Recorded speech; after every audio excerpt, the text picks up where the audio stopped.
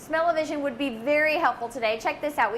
We're just making the glaze for the strawberry pie that's coming up later on in the show. We've got the fresh strawberries and even the pressed-in crust. But while this glaze is cooling off, we're going to be making another extra special treat here at the Ivy downtown, and that is the caramel apple tart. Yes. This is Peggy Rickelman. She has been the baker here for about 12 years now. How does the caramel apple tart that everybody knows so well even start? Okay, well, flour, butter, sugar are main ingredients. We got a couple of very unusual ingredients, which would be the Parmesan cheese and yes, and a little bit of cayenne pepper. Wow. Gives it a little bit of bite. So I've got that mixing in here. Yep. It has just a little bite. And so anyway, have all this mixing with the butter. We want it just a little crumbly, and then we add the water to it so it can hold together. It doesn't take long at all to do that. Wow. Now, what is your favorite part about being a baker here?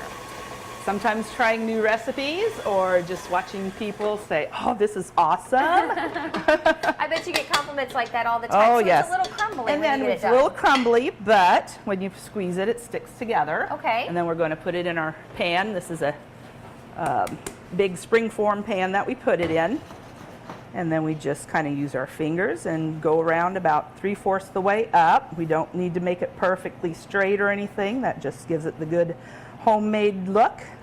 Now, you open up here for the breakfast crowd around 7 a.m. That means what time do you have to come in? I'm usually here about 6 o'clock.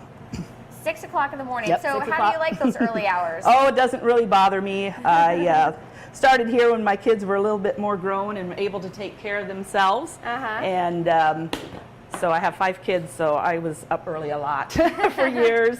So it doesn't bother me at all.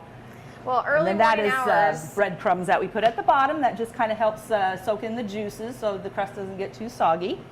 Very cool. Yeah. Well, we're going to be adding the apples in the caramel apple tart coming up in the next 15 minutes or so. You want to stay here because it's definitely one of those favorite Fort Madison dishes that you don't see very often, made right in front of you.